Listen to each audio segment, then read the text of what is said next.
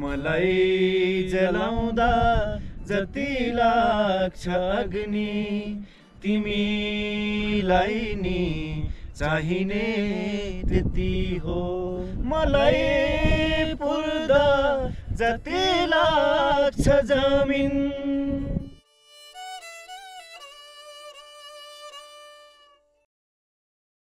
यात्रा सहज र कठिन कस्तो रोज्ने त्यो व्यक्तिमा भर पर्छ।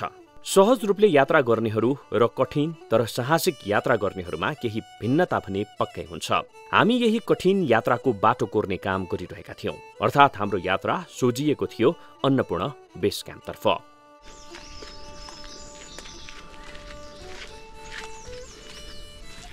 कर्ण सर हिँडाइ अलि भएन है? हिँडाइ भएन बिहान सुरुमा लगाएको छ अलि मजा आएन के।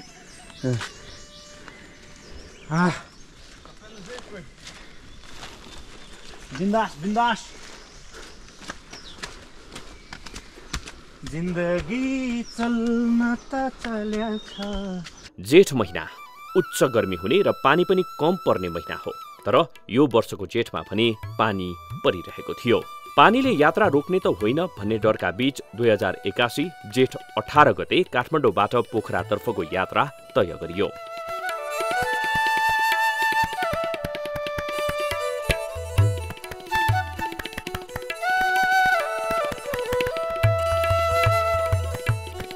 काठमाडौँबाट अन्नपूर्ण बेस क्याम्प जाने सहयात्रीहरू थियौं कर्ण सञ्ज्याल, ध्रुव लामिछाने र म टीकाराम खड्का। 3 जनामा ध्रुवजी र कर्णजी भने विमानस्थल नपुगुन्जेल अपरिचित हुनुहुन्थ्यो। पहिलो भेट पहिले नै उहाँहरूबीच रोचक घटना घट्यो। रोचक त के भइदियो भने कर्णजी जहाज उड्ने समय हुँदा पनि आइपुग्नु भएको थिएन। फोनमा मैले उहाँलाई कता हो के हो भन्दै कुरा गरिरहेको थिएँ। यतिकैमा ध्रुवजीले धनगढीको बसमा चढे जस्तो लाग्यो क्यारे साथीलाई, आउँदैनन् त भनेपछि त्यो कुरा कर्णजीले सुनिसक्नु भयो। यसरी सुरु भएको यात्रा पोखरामा वर्लिएसँगै नयाँ पुलका लागि तय गरियो। विमानस्थलमा ट्याक्सीलाई मिलाएर जाने भन्दै 2500 मा डिल गरियो। पोखरा नरोकिएरै हिँडियो। नयाँ पुलमा पुग्दा दिउँसोको 1 बजिसकेको थियो।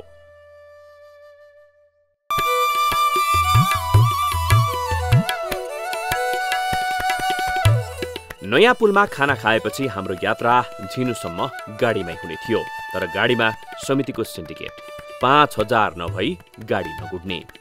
गाडीलाई 4500 मा मिलाएर लाग्यो झिनुतर्फ।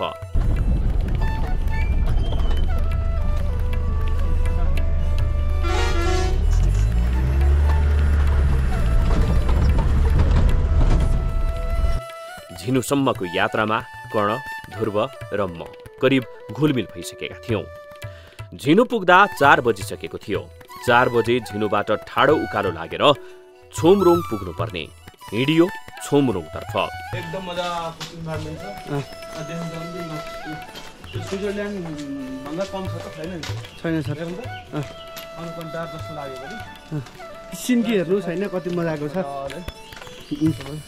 By nature to creature. सिन्की हेर्नु तपाईँलाई चाहियो भने दाइकोमा आउँदा नि हुन्छ। के को सिन्की हो यो? सिन्की होइन? गुन्द्रुक होइन यो? गुन्द्रुक हो, ढकाई गुन्द्रुक। ए के को यो? लेकको? ए सिन्की होइन? हैन हैन। कस्तो अनि सिन्कीका जस्तै बास्ना आछ त। बास्ना आइराखेको छ। ए केजीको कसरी छ? केजीको? 7000। ए 7000? ए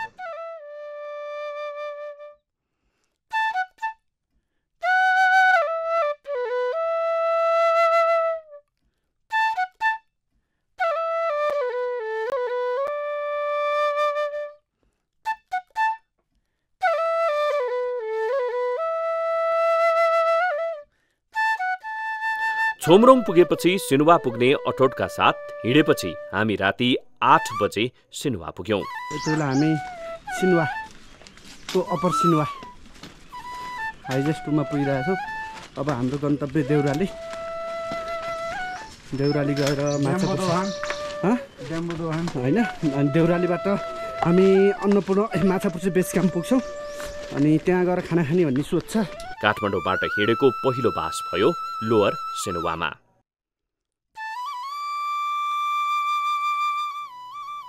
सिनुवामा बास बसेका हामी बिहान 7 बजे अन्नपूर्ण बेस क्याम्पतर्फ लाग्यौं। चम चम चम चम चम चम्केका तारा टिप्छु म भन्दिन, तिमीसँग भएको चोख माया देऊ अरू केही माग्दिन।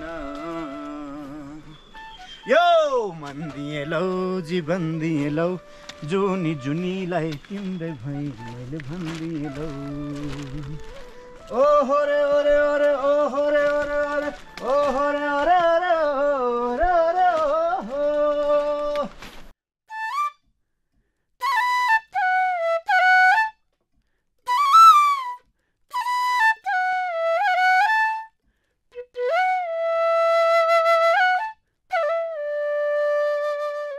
अहिले हामी अन्नपूर्ण बेस क्याम्पको सिनुवाको अप्पर सिनुवाबाट 2 घन्टा माथि लागिसकेका छौँ।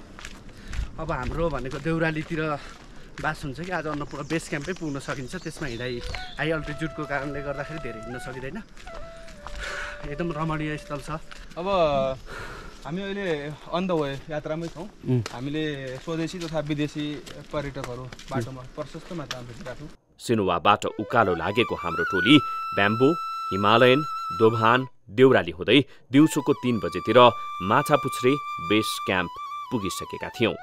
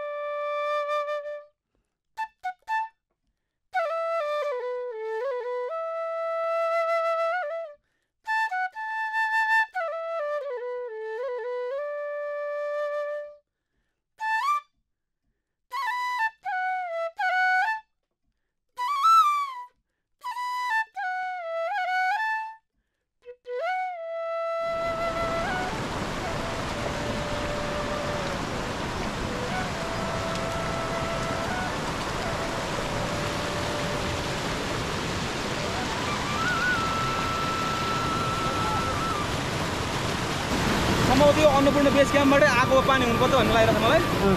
असाध्यै चिसो। ओहो, अलिकति खाएर पनि टेस्ट गरेर हेरौँ है कस्तो त्यो पानी हुन्छ है।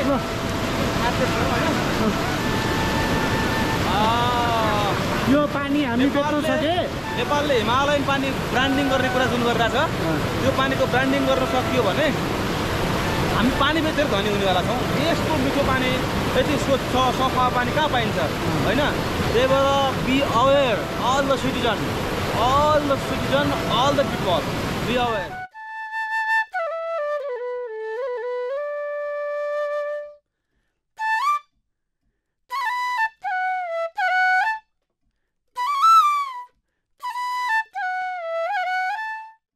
अप्पर दोभान यहाँबाट लगभग हामी 1 घन्टा 15 मिनट जतिको हिँडाइमा अब ठाडो उकालो छ। त्यो हिँडाइमा हामी हिमालयनमा पुगेर खाना खाने सोच गरिरहेछौँ।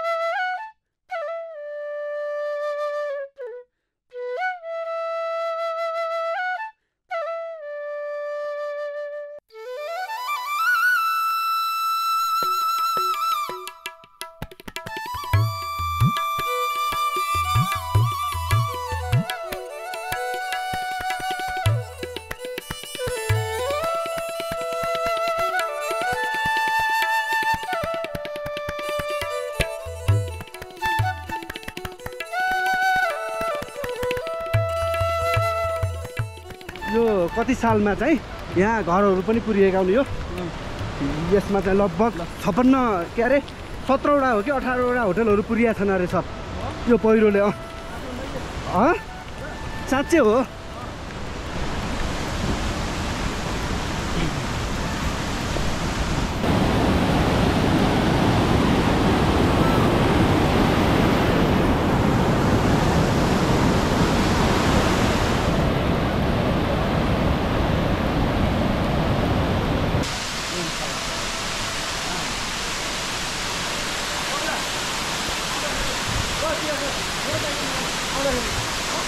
दुई घन्टाको डेस्टिनेसन तय गरेर छ हेरौँ लेट्स सी हेरौँ हैन 3200 मिटरमा आइसक्यो।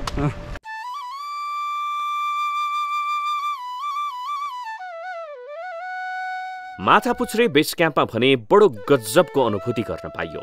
रम्बा चाउचाउ उमालेर खाएको प्रति चाउचाउ 450। 3वटा चाउचाउ खाएपछि हामीले भुक्तानीका लागि क्युआर माग्यौं। साहुजी अन्कनाए, क्यास देऊ भन्न थाले।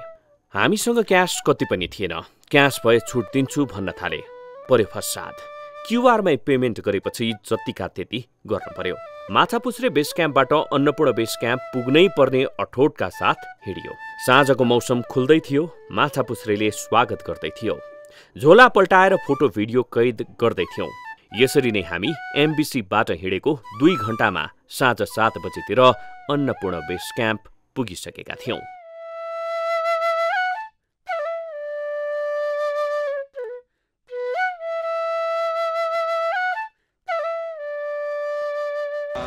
रम्बा चाउचाउ गार्लिक भन्यो त्यो अनियनको ठुलो मिसाएको त्यो मिक्स खाइयो होइन। एउटा चाउचाउको मूल्य 540 540 रुपिस होइन। अनि यहाँ एउटा चाहिँ रोचक कुरा चाहिँ तपाईँहरूलाई के भन्छु भने यहाँ इन्टरनेटको स्पिड असाध्यै राम्रो छ। यहाँ इन्टरनेट पुगेको छ, वाइफाई छ होइन। तर त्यो साउजी चाहिँ के भन्छन् भने तपाईँहरू स्क्यान गर्ने हो भने चाहिँ डिस्काउन्ट दिनु सकिन्न, क्यास दिनुभयो भने चाहिँ डिस्काउन्ट हुन्छ अरे क्या। फेरि हामी कस्तो भयो भने क्यासै नबोकिकन आइयो। आज यस्तो फन्नी यस्तो इन्ट्रेस्टिङ पार्ट छ होइन। अनि हामीले चाहिँ 540 कि दर तिर्नु पऱ्यो क्या, नभए ऊ 1600 नै लिन तयार थियो। अब 150 को कालो चिया खाइयो। नेपालको टुरिज्म प्रमोट गर्ने हिसाबले हिँडेका यात्रीहरू हामी होइन। त्यही भएर हामीलाई यो यति तिरियो भन्ने भन्दा पनि यहाँको अवस्था यो रहेछ भन्दा एउटा सामान्य जानकारी दिन खोजेको हो। अनि म अर्को कुरा चाहिँ तपाईँलाई के भन्छु भने यहाँनिर यो ठ्याक्कै यो डाँडो छ, डाँडो त भन्नु होला होइन। योभन्दा यतापट्टि ठ्याक्कै माछापुच्छ्रे हिमाल छ। माछापुच्छ्रे हिमालमा पनि खास धेरै बाक्लो हिउँ चाहिँ छैन, काला पत्थर जस्तो देखिन्छ होइन। हामी तल एउटा ग्लासियर पनि छ हामीसँग, त्यो जोड्ने नै छौँ। ग्लासियर मुनिको त्यो भ्वाङ त्यो सबै देखाउँछ। तर हाम्रो हिमाल हाम्रो सभ्यताहरू काला पत्थरको रूपमा परिणत भएको छ। हिमालमा हिउँ छैन। जलवायु परिवर्तनले गर्दा त्यसको प्रभाव चाहिँ यति धेरै नराम्रोसँग परेको छ। त्यो कुरा चाहिँ हामीले फिल गर्नलाई यहाँ आउनुपर्छ होइन। भने हिमाल पुरै कालो देखिन्छ क्या, नभए त सेतो देखिनु पर्ने, हिमाल टलल हाँसेको देखिनु पर्ने होइन। त्यो रौनक चाहिँ छैन।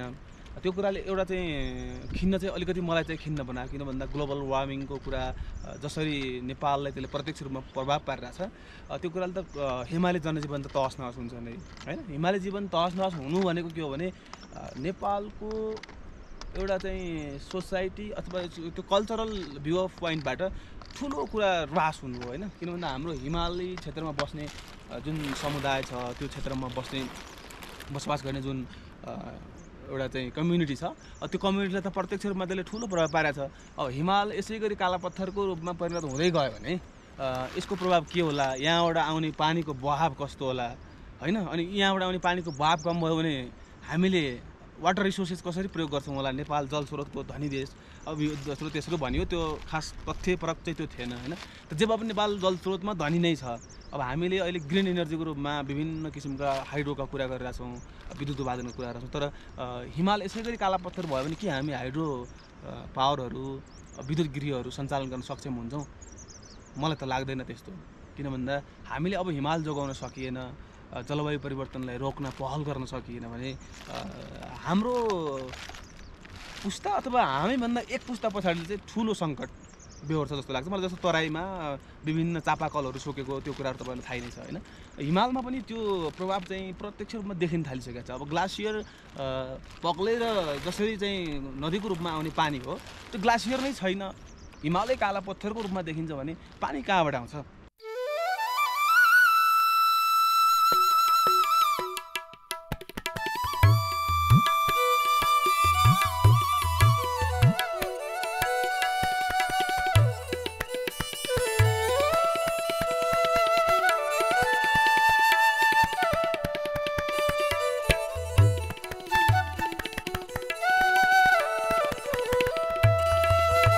बिहान 4 बजेदेखि नै मानिसहरू हिमाल हेर्न उठिसकेका थिए। हाम्रो तथित मरुन्जेल फोटो भिडियो खिच्ने यन्त्रमा चार्ज नै कम थियो।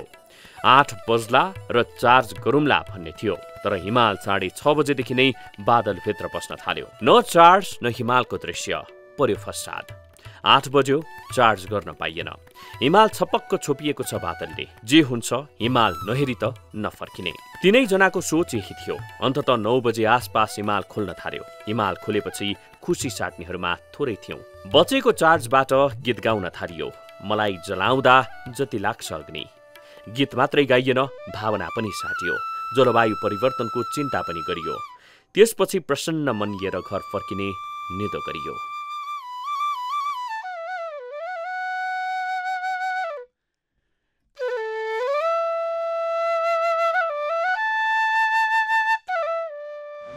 अन्नपूर्ण बेस क्याम्पमा छौँ। यहाँ आइसकेपछि हामीलाई लाग्यो आज यो क्षेत्र राम्रोसँग घुमघाम गर्नुपर्छ भन्ने लागेको थियो। तर घुम बादल लाग्यो। बिहान एकछिन खुल्या मौसम अहिले एकदम घुम्म छ। खास धेरै कुरा त देखिँदैन, तर जे देखिन्छ त्यो कुरा चाहिँ म तपाईँलाई थोरै एक्सप्लोर गर्छु। 41-30 मिटर उचाइमा छौँ र यो क्षेत्रबाट क्लाइम्बिङ चाहिँ हुँदैन। अन्नपूर्णको क्लाइम्बिङ हुँदैन होइन। क्लाइम्बिङ चाहिँ म्याग्दी साइडबाट हुन्छ अरे। अहिले पर्यटकहरूको आगमन चाहिँ यहाँ असाध्यै धेरै। अधिकांश पर्यटक चाहिँ भारतीयहरू हामीले भेट्यौँ। हामी काठमाडौँबाट पोखराबाट नयाँ पुल हुँदै बेस क्याम्प यात्रा तय गरेका थियौँ र बेस क्याम्प आउन हामीलाई काठमाडौँबाट यहाँ 2 दिन लाग्यो। 2 दिनमा आएको हाम्रो यो यात्रा हामी थकित पनि छौँ, खुट्टा पनि अलिक दुखिरहेका छन्। त्यो खुट्टा दुखे पनि यो हिमालको मनमोहक दृश्य देख्दाखेरि चाहिँ होइन यो ठिकै ठाउँमा आइएछ। खुट्टा दुखेर खास ठुलो फरक परेको छैन भन्ने लाग्यो। अनि कर्णजी पनि हुनुहुन्छ, उहाँले बाटोमा गाएको गीतहरू बेस क्याम्पमा गाउने भनेको हिमाल नदेखि हुनुहुन्थ्यो। हामीले रोकेका छौँ त्यही समयलाई। एकछिनपछि गाउने नै छौँ होइन भन्ने मिलाउँछौँ भने।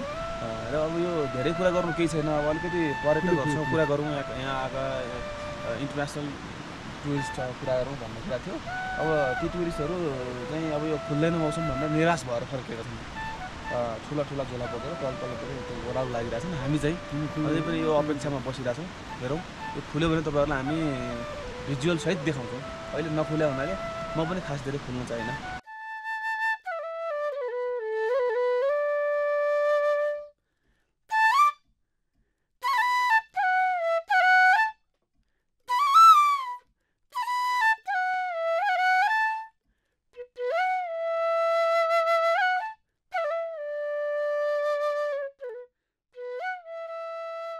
हामी अहिले अन्नपूर्ण बेस क्याम्पमा आइसकेपछि हामी टोपी धेरै समय हामीले यहाँ कुर्न पर्यो यो हिमाल कति बेला खुल्छ भनेर।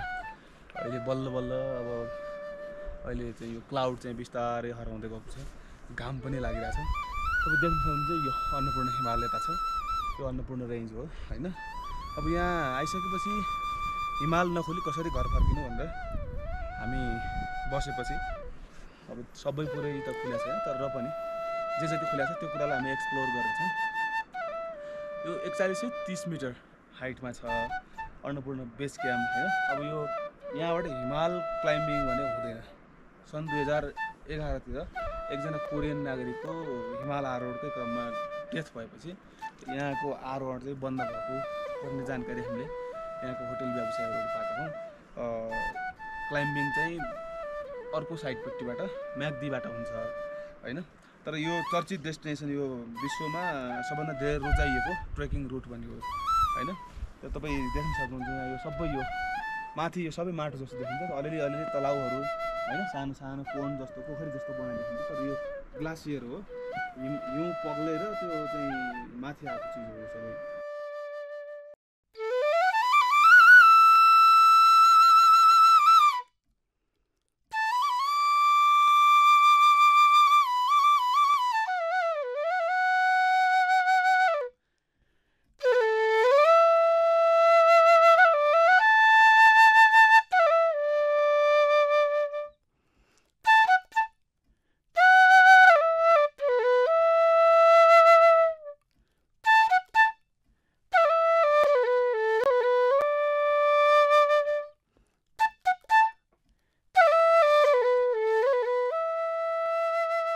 यो अन्नपूर्ण बेस क्याम्प हो हामी 4130 मिटरको उचाइमा छौँ 4130 मिटरको उचाइमा आइपुग्दा हामीले भोगेका कुराहरू र देखेका कुराहरू चाहिँ अलिकति सेयर गर्छु म यहाँ आइसकेपछि 4130 मिटरको उचाइमा आइसकेपछि हामीलाई के फिल हुँदैछ भने ग्लोबल वार्मिङको कुरा जस्तो जलवायु परिवर्तनको कुरा छ त्यो कुरा हामीले प्रत्यक्ष रूपमा देख्न सक्छौँ अब यो हिमाल यहाँका यो डाँडा काला पत्थरको रूपमा परिणत हुँदैछन् होइन तपाईँ देख्न सक्नुहुन्छ यो अन्नपूर्णको रेन्ज हो अन्नपूर्णको रेन्जमा पनि माथि मात्रै हुन्छ तर सबै धेरै चाहिँ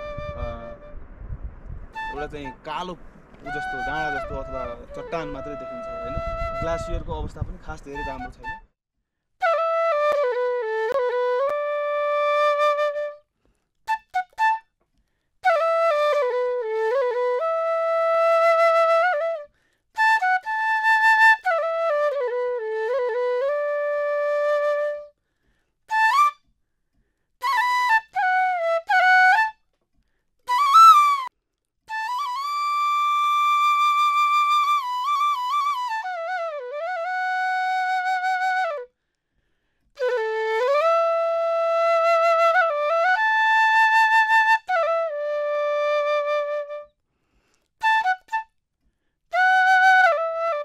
4130 मिटरको उचाइमा अन्नपूर्ण बेस क्याम्पमा छौँ हामी र यति बेला बेस क्याम्पमा मसँग कर्ण सञ्जाल बहुप्रतिभाको धनी मान्छे न्युज एङ्करिङदेखि गायन music arrange mixing mastering record उहाँलाई नआउने कुरा सायद बेरलै छ हामी हिमाल खुलुन्जेल हामीले कर्णजीलाई नजिक फ्रेममा किन ल्याएनौँ सँगै भने जब छप्प बादलका झोकाहरू आउँछन् तब हामीले हाम्रो कला साहित्य अथवा हाम्रो सिर्जनालाई उजागर गर्नुपर्छ भनेर नै हाम्रो यो प्लानमै हामीले यो हिमाल खुलुन्जेलसम्म गयौँ तर हामीलाई चिसो भइरहेको छ अहिले यो उचाइमा यहाँ अक्सिजनको मात्रा पनि कमी छ हामीलाई श्वास प्रश्वासमा पनि थोरै ब्रिदिङमा पनि थोरै समस्या चाहिँ भएको छ तर हामीलाई के लागेको छैन भने यो समस्या मेजर समस्या हो अथवा यो मेजर प्रब्लम हो हामी थप गर्न सक्दैनौँ भन्ने छैन त्यही भएर मैले कर्णजीलाई एक दुईवटा गीतहरू यहाँ चाहिँ गुनगुनाउन मैले रिक्वेस्ट गर्दैछु कर्णजी स्वागत छ तपाईँलाई अनि हामी गीत सुनौँ हस् धन्यवाद ल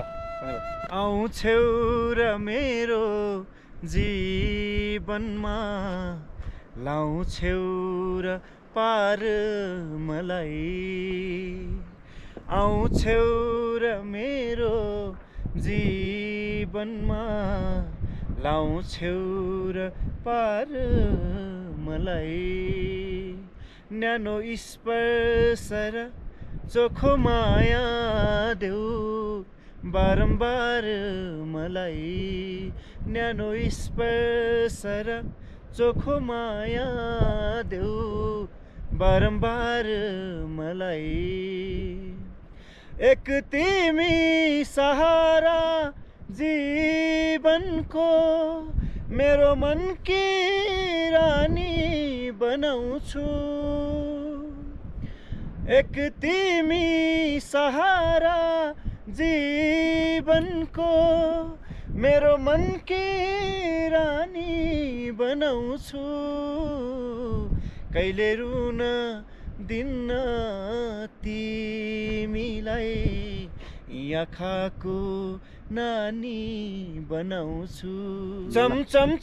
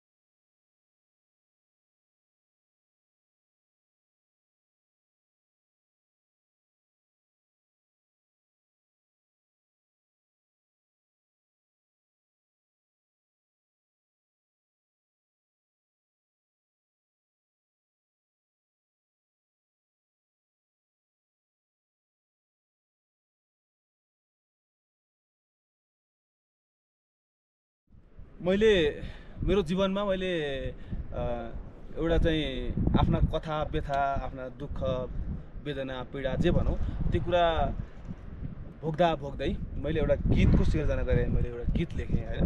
त्यो गीत मेरै स्वरमा रेकर्ड गराउनुपर्छ भन्ने थियो, तर खास मेरो स्वर चाहिँ त्यति कर्णप्रिय मलाई नलागेपछि म अहिले दोधारमा छु, तर पनि कोसिस चाहिँ म मेरै स्वरमा गराउने पक्षमा छु, जसको म्युजिक चाहिँ कर्ण सञ्जालजीले गर्नुभएको छ, उहाँले म्युजिक गर्नुभएको छ, एरेन्ज चाहिँ केशव बरुङले गर्नुभएको छ होइन।